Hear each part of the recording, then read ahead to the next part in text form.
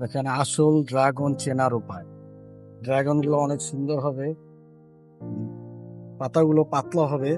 দেখেন এটা অনেক পাতলা, এই যে পাতলা দেখছেন, আবরণটা খুবই পাতলা।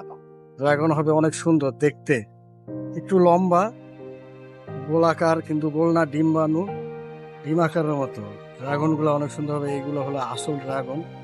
আপনার ড্রাগন গুলো ভালোভাবে দেখে বুঝে কিনবেন। এই ড্রাগন গুলো মিষ্টি হয়, সুস্বাদু, রসালো, খুব ভালো।